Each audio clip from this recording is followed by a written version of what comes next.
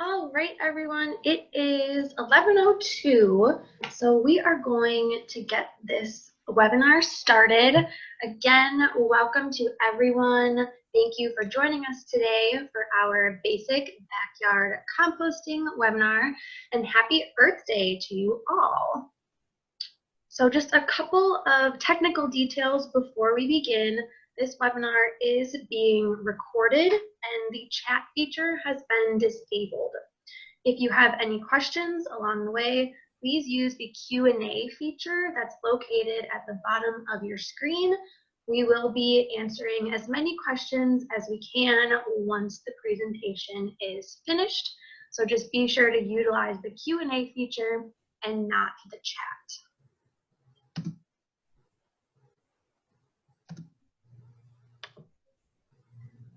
All right, so my name is Zoe Jump. I am the Education Coordinator at Keep Greater Milwaukee Beautiful. I will be facilitating the presentation and just kind of being in the background, keeping an eye on the Q&A. We also have Emma Zarnecki here with us today. She is our lead environmental educator at Keep Greater Milwaukee Beautiful. She will be your presenter today. For those of you who don't know about Keep Greater Milwaukee Beautiful, we are a nonprofit organization, and our mission is to promote clean, healthy, and beautiful communities for generations to come.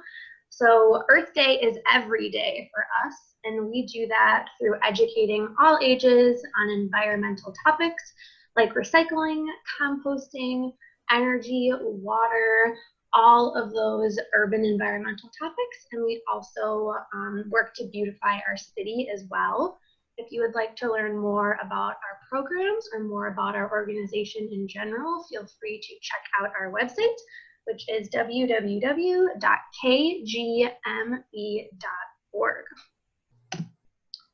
All right, so I'm going to give this presentation over to Emma, and she is going to take it away.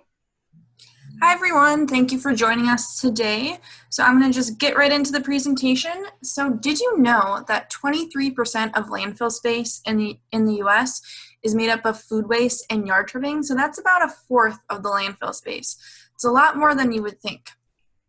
So Wisconsin recycling law was enacted in 1993, and this put a ban on yard waste in landfills. So that's why they come and collect your leaves and all that kind of stuff during the fall time. So there's no leaves, grass clippings, garden debris, twigs, branches, anything else that it should be in landfills. So what you can do is compost that instead. So what is compost? Compost is using the natural process of decay to turn organic waste into valuable soil enrichment material called compost. So there are so many benefits of compost. The main benefit is soil health. So there are so many listed down there. I'll just kind of go through a few right now. So compost, as we know, has a lot of earthworms in there, and the earthworms allow the soil to have a lot of air pockets. And those air pockets create aeration in the soil, which is really good for plants and getting all those nutrients in there. It increases soil water holding capacity.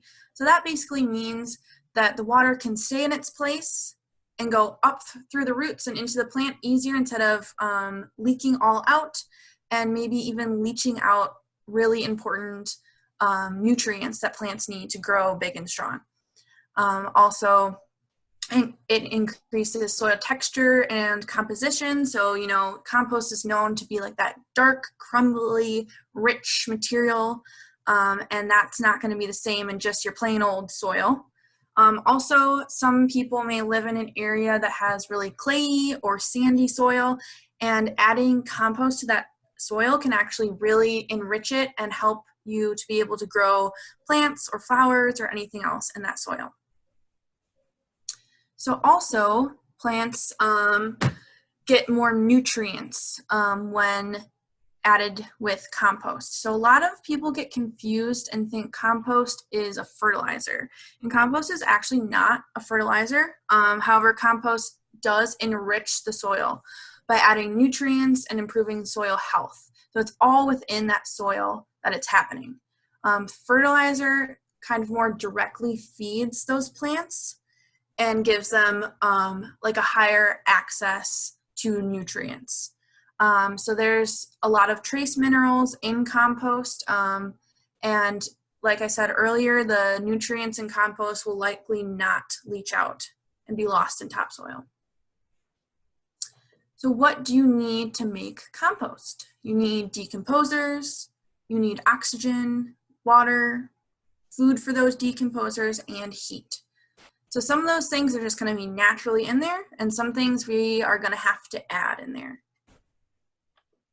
So again, compost is like a natural decay process, but composting, when you control these factors, it actually kind of speeds up that process. So we are able to control that water, that air, the food, and temperature in our compost bin. So where do you get these decomposers from? They will just actually come to your bin. And so most bins that you'll buy, like manufactured bins, don't have a bottom to it. So you're gonna lay that flat right on the ground surface, and all those critters are gonna be able to come up and eat all that material in there. And so bacteria and fungi are naturally present on soil, leaves, food scraps, manure, and in the finishing compost. So that will all be present. You don't need to go out and buy any decomposers. The only time you're going to do that is if you have an indoor compost, because they're not going to be able to come in your house and get into that bin. So there are a lot of macroorganisms that live in the compost. There's earthworms and roly-polies, my favorite, and mites and springtails, beetles, millipedes, centipedes, snails, slugs. So those are just some examples of things that would be in your compost, and these are like the big guys. And they're not all going to be present. So if you don't see all of them, don't worry. That's totally fine. You know, most of the time we'll see a lot of earthworms and a lot of roly-polies. We might not see the others depending on where we live. So what is the best food for your decomposers? There are so many things that you can put in your compost. These are just some examples. A lot of vegetable scraps. So think banana peels and potato skins. Think like coffee grounds. You can throw the filters right in there. Tea bags. You want to remove the staples if possible. Even like use potting soil. Those pumpkins from carving them during the fall season. Anything like that. And then we also go on to the next page and we have laundry lint and dead leaves, hay,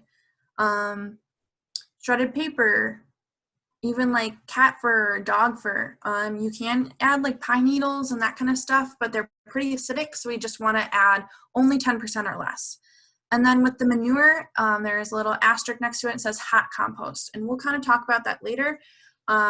You know, manure has a lot of bacteria in there that can be good and bad, but the hot compost gets to a temperature where it can kill off that bacteria, whereas cold compost can't do that. But we'll kind of go into more details with that later. So materials to avoid. We don't want any oil or grease. We don't want any meat or dairy products. That is because it's going to attract a lot of pests. So it's going to attract a lot of rodents and flies and raccoons and possums, and all those things that we don't want digging around in our compost at all. For the most part, we don't really want any bones in our like own home compost. I know that if you go through like a compost pickup service, they say bones are okay. So you're going to have to like look into that if you do a compost pickup service.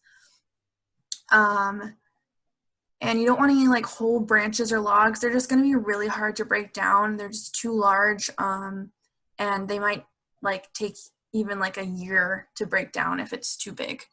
Hard to kill weeds, things like thistle or garlic mustard or Dame's rocket, like those things are really hard to kill. They spread like wildfire, and we don't want them in our compost.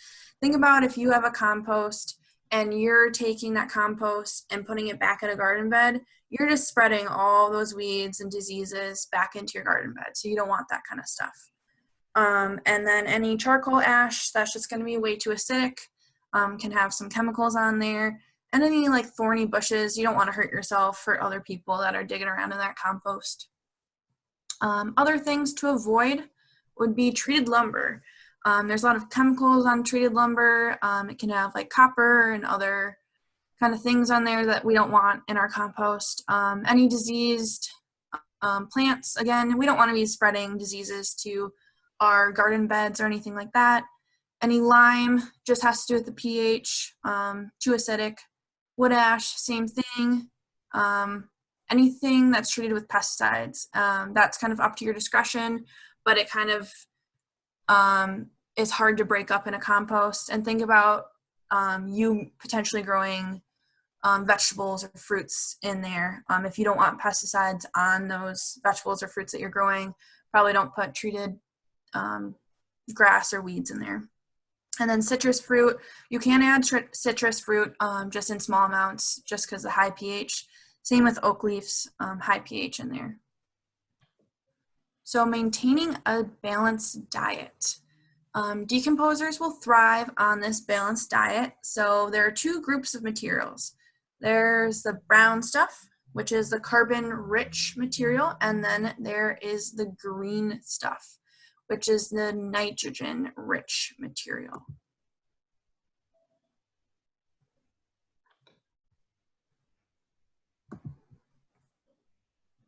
So the brown stuff, that's the high carbon material. And that is going to be stuff like dead leaves, hay, paper products like shredded newspaper or shredded junk mail, or maybe like a paper towel that you just wipe down like water with, anything like that. Sawdust, laundry lint, twigs or sticks, wood chips, stuff like that. So you actually want 75% by weight. So it's a lot more than people realize. So you want a lot of that stuff so it can stay at a good moisture, and so there's air pockets in there. You don't want too much green stuff. So then the green stuff is a high nitrogen material. So that's going to be things like fruits and vegetable scraps, coffee grounds and filters, tea bags, eggshells, grass clippings, weeds that haven't gone to seed or are hard to kill, any like garden trimmings, and even like pet hair or human hair if you cut your own hair, anything like that. So that's going to be 25% by weight. So a lot less than that brown material.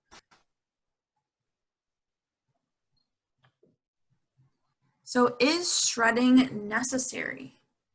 It is not super necessary, but you kind of want some smaller pieces in there because the material is going to break down faster. Shredding helps coarse material and other material to just break down, and so the microbes can get in there faster and speed up the rate of decomposition. So it's just really good to have a mix of material. You want a variety of sizes, big, small, anything like that, so then we can kind of create those air pockets in there, but then also it can kind of decompose faster. Just good to have a variety. So that hot compost that I was talking about. So this is going to be like an industrial scale compost. So think of maybe like a big company that would do composting and you could sell it and that you could buy it at a garden store. Not something that we would do at home. So it's not for the average Joe. And this is going to be something that takes a lot more work, a lot more precision. So you're going to really have to maintain that 3-to-1 ratio, brown to green. You're going to have to turn that pile once a week, maybe even more than that. And then you're going to want to maintain that temperature. So the active composting temperature needs to be between 55 to 155 degrees Fahrenheit for the first several days, up to a week. And then after turning that, you want to maintain that temperature at 100 or lower.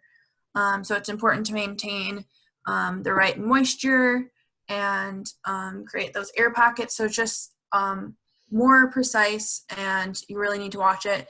And this is not something that most people do. Like I said, this is something on an industrial company level side is composting. So cold compost. This is the one that we are all familiar with. This is the one that a lot of people do at their houses, and it's more of like a passive composting. So decomposition is much slower. It's going to take several months to decompose, probably close to like 6-7 months to do, depending on the size of your compost. You don't need to strictly follow that 3-to-1 ratio. I'm kind of just throw in what you can, and I'll give you some tips, like tips and tricks to kind of decide when you need to add more of a brown versus a green, or a green versus a brown, just to maintain moisture levels and all that kind of stuff. And you really only need to turn that compost about once or twice a month, nothing crazy. And then just don't put any weeds in there. They're just not going to kill off. Diseases might spread. They might come to seed. The temperature is just not going to get high enough in a cold compost bin. So layering. You want to start with brown material. That's just going to create a nice bedding for the bottom. So you can put like anything like sticks or hay or dead leaves on the bottom. And then you're going to want to add water to that.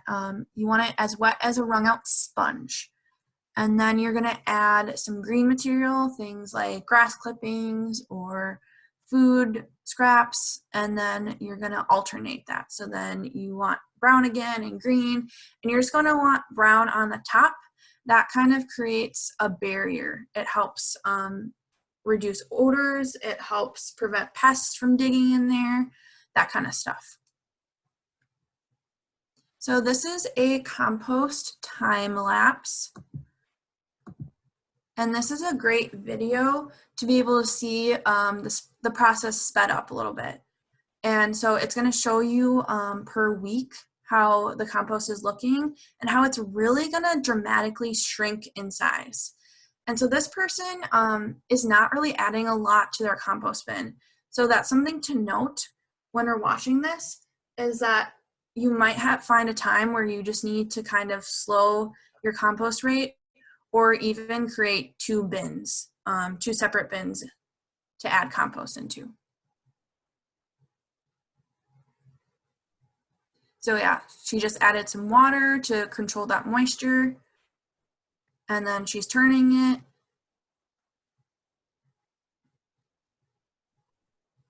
So that's gonna be how it looks.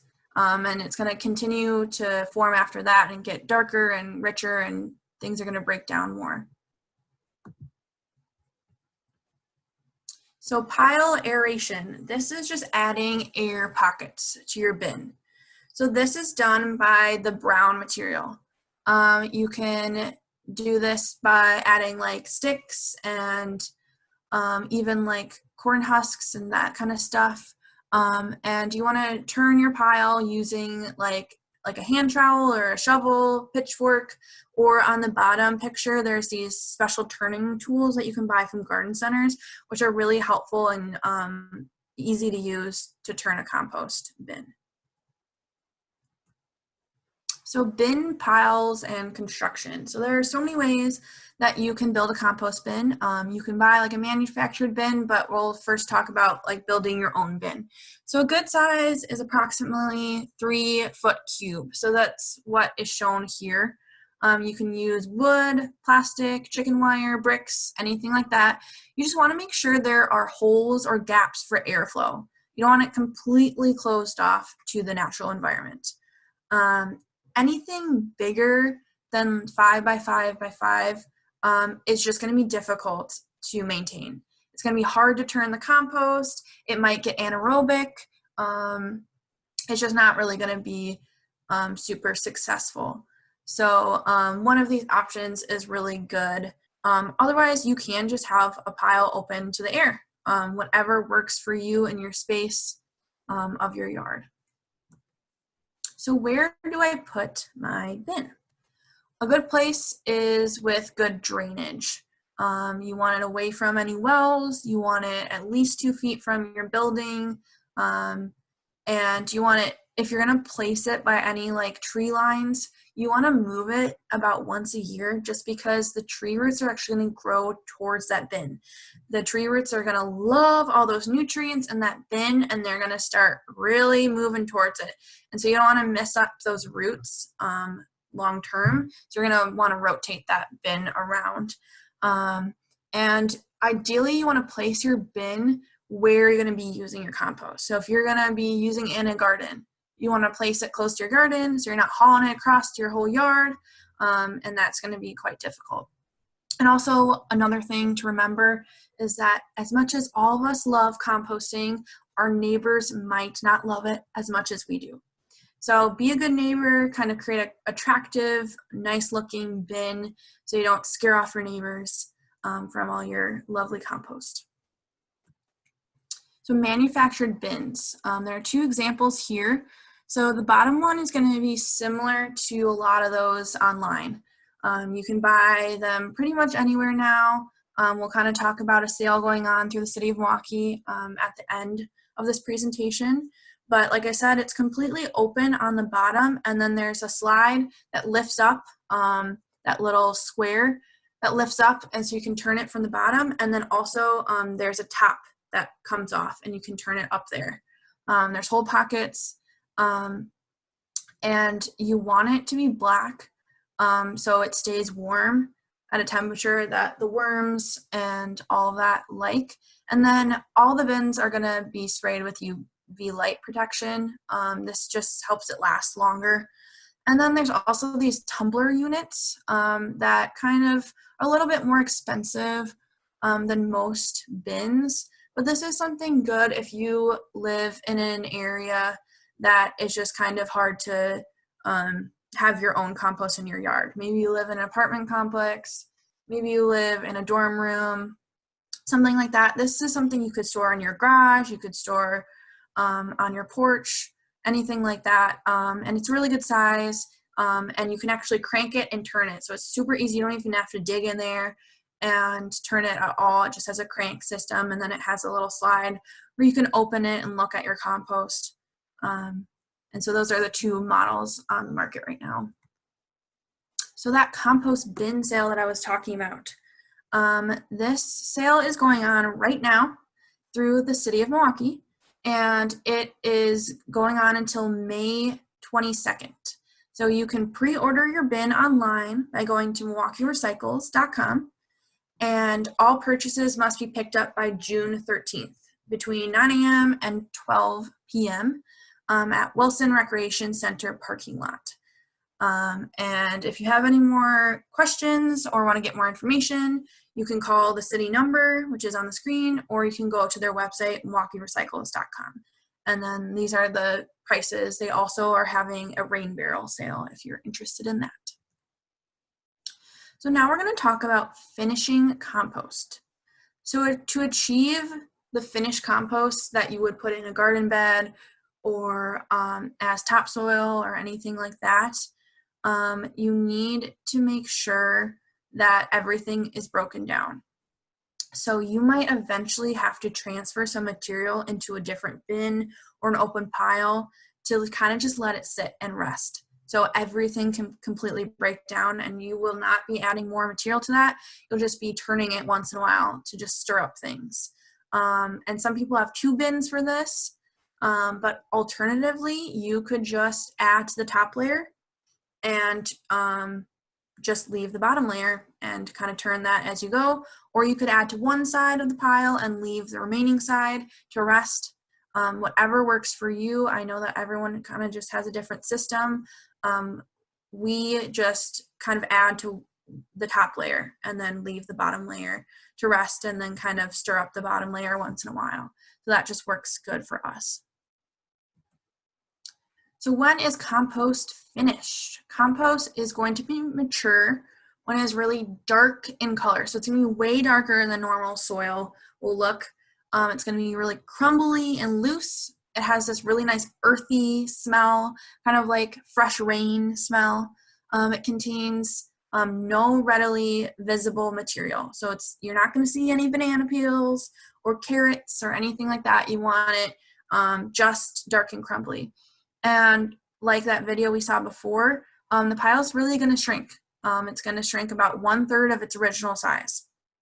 So those are going to be the things that you're looking for when you're composting. And to test your finished compost, there are 2 things you can do. You can do the bag test, which is sealing compost in a plastic bag for several days. And if it doesn't produce any odors, you're good to go. If it does, that means it has to go back in the bin and wait a little bit to be ready to go, because you don't want anything smelly. Compost really shouldn't smell too bad. And then the germination test.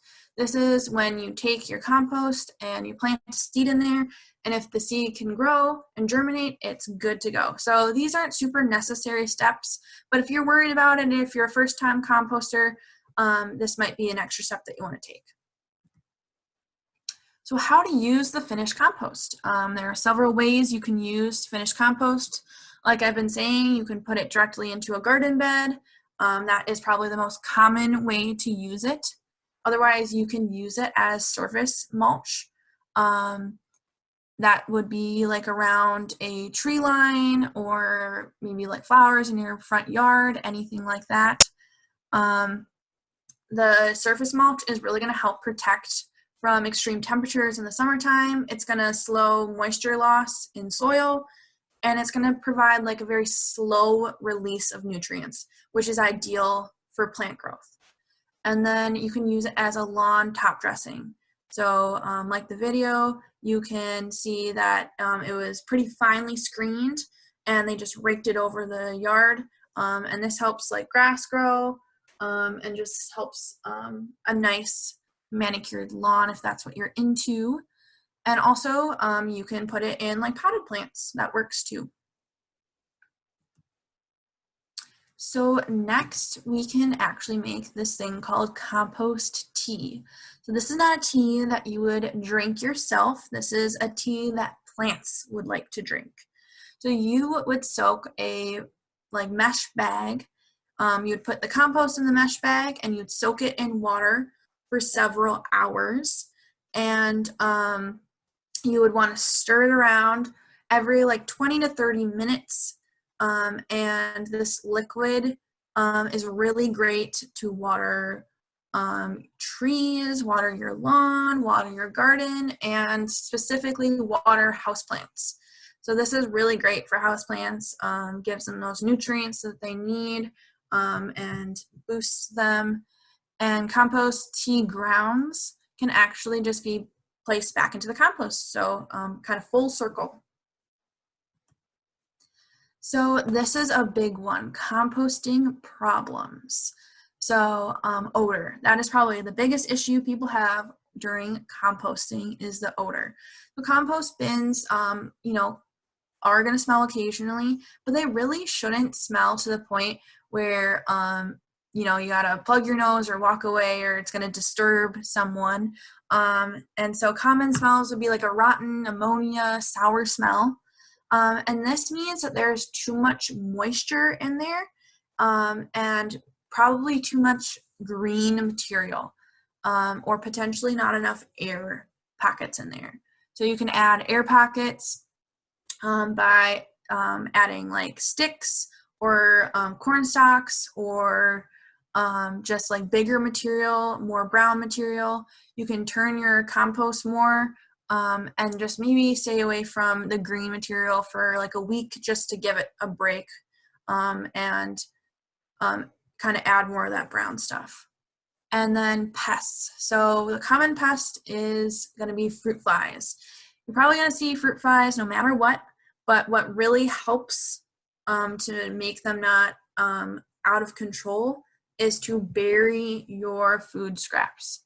So I know it's really tempting to just throw it right on there and walk away, but you really gotta dig them and bury them in there to help with that. And then adding more brown materials And then another common one is rodents. Again, bury those food scraps. It's really going to help. And then what a lot of people do with like compost piles instead of the bins, they cover their compost with burlap bags or newspaper. You could even cover it with a tarp, anything like that. This is going to just prevent any animal from really digging in there. And ants, I've never had a problem with ants before, but potentially if there's a really giant ant colony that you're really worried about, you could pour boiling water over it. But again, I've never had that problem. But any other insects are totally welcome. That's what they're supposed to be doing there. Another problem is temperature. So this usually is more directed to hot composting, so not necessarily something that we would be doing. So you don't need to be putting a thermostat in your compost. That is not necessary at all. But if you're noticing that it's really not breaking down, it might be too low in temperature. So the pile could be too small.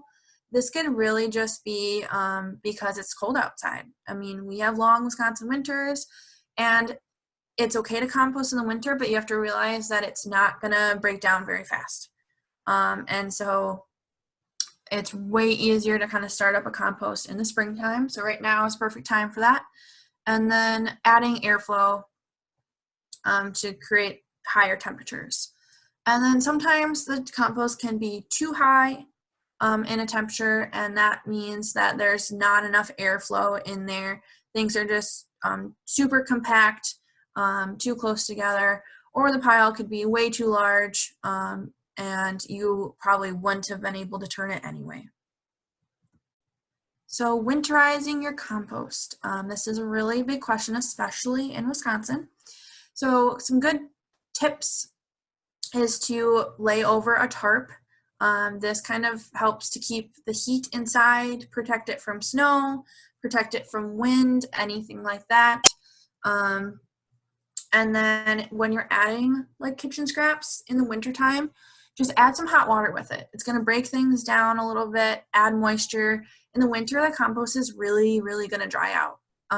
And so when it starts to thaw in the springtime, make sure that you're adding a lot of brown materials. You're adding dead leaves and sticks and other kind of stuff to break it up and add air pockets, and then you're probably going to have to add some more water to the compost eventually. So this is just a nice overview of what I talked about today. So you're going to want to try to maintain that 3-to-1 brown to green ratio. Do not add any meat or dairy to your compost. You want to keep that moisture as damp as a wrung out sponge. Turn the compost about once a month, twice a month for cold compost, once a week for hot compost. Add a variety of different sizes and materials for airflow. Layer your compost. This is really important when you're starting off. So start with that brown, end with that brown. Use covers like burlap bags to keep pests out. Bury that material, bury those food scraps, and do the bag test if you really want to know if your compost is ready. So this sheet right here is a really awesome resource, and if you have the capability of screenshotting this on your computer or your phone, or even if you come back and watch our recording later, this is something that you can reference whenever. We do have copies of this when our office reopens, but this just helps to break down the brown, the green, what not to put in there, and some lifeline tips on there. So we'll just leave that for a second so people can screenshot that quick.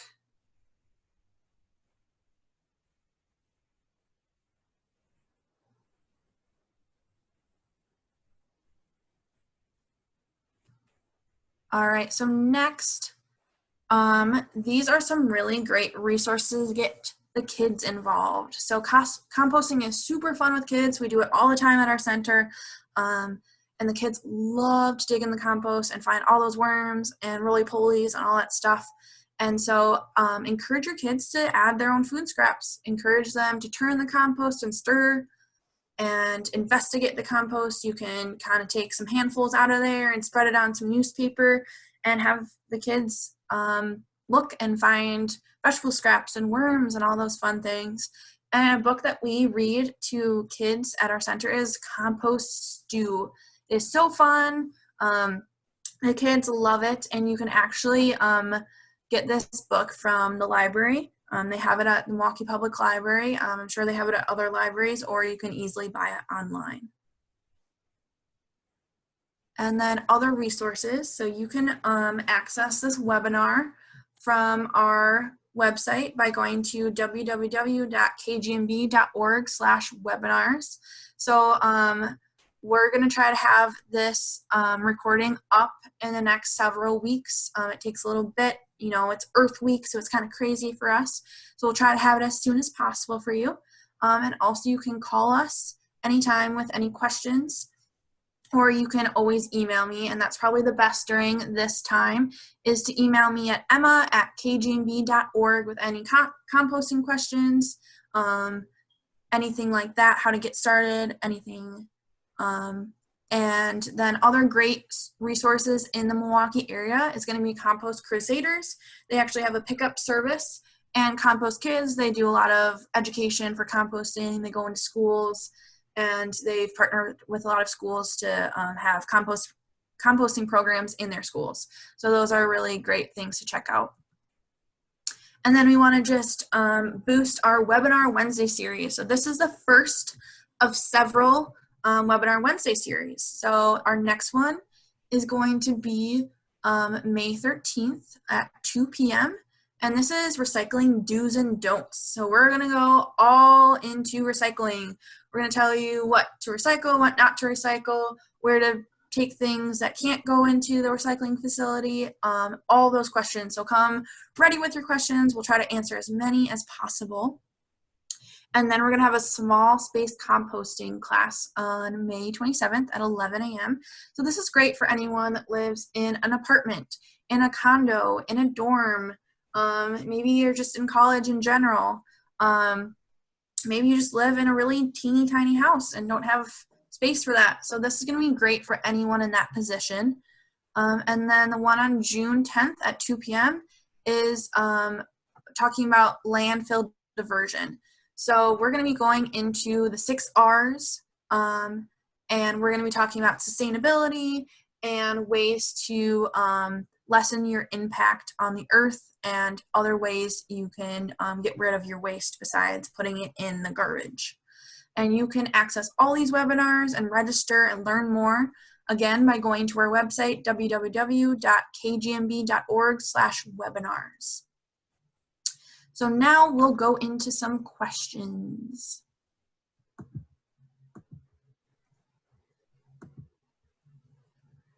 All right, so I'll just start on the top. What happens if your compost top does not sit right on the ground? So this is when you might need to kind of carve out a space for a compost. You might need to flatten out that land, and try to maybe even like add soil so it kind of fits nicely, because it's going to be kind of hard if it is wobbly on the ground. It might tip over. Eventually it probably will be fine once you add more material on there, but it really is good to start with a level surface. And then you know, you can always put it on top of like grass. It doesn't need to be on top of soil. Just like grass is totally fine. Can you compost pits of foods? Yes, definitely. So think of like avocado pits, peach pits, anything like that. They're not going to break down as fast. They're going to be there for a while, but I compost pits all the time, and it's really fun because they actually start breaking up and worms kind of crawl in there, and kids love to see that. It just kind of looks like a weird brain. Do you add water every time you add brown layers? No. So you don't have to add brown or water every time you add brown layers. This is when you're just noticing that it's getting really dry. And I mean, I would add water maybe once a month, maybe not even. This is usually only during like the dry seasons. So maybe the end of fall, winter time when you would add water. Otherwise, you're just going to add the browns and the greens by itself.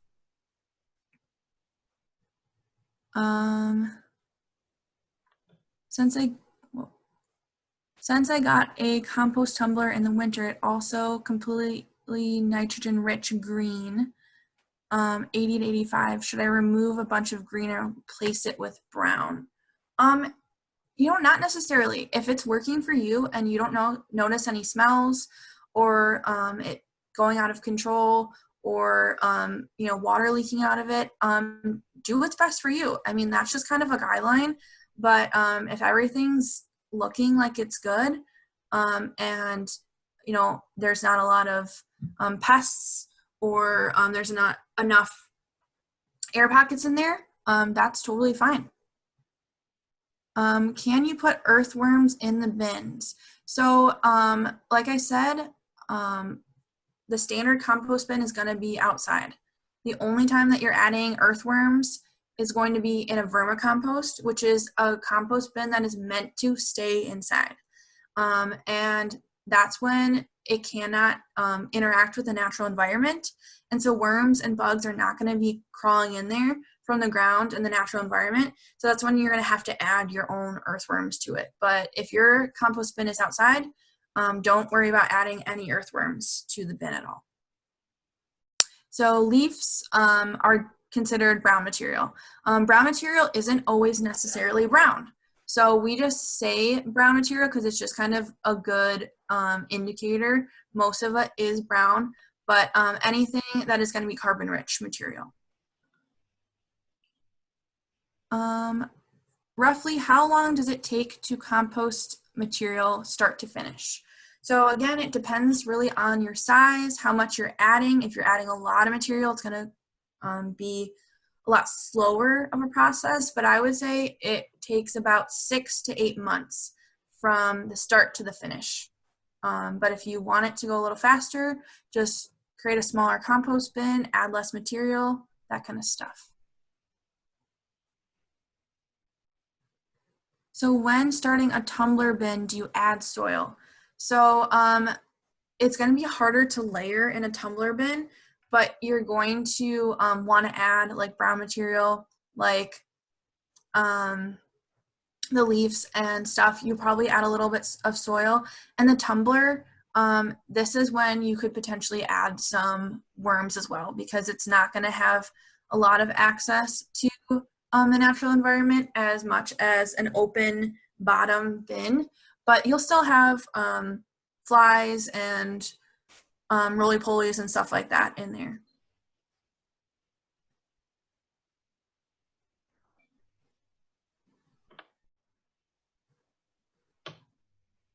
So I've noticed that some people didn't catch all of this material. This is being recorded. This will be up on our website, so you can access those at a later date, and we'll also post these questions and answers later too, and also you can email me at any point.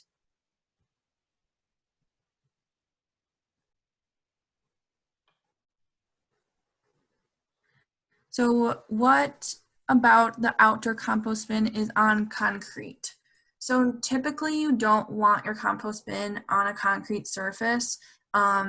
I know that maybe some people can't get away with that if you don't really have a yard of any sort, but it should be moved to like an open ground surface.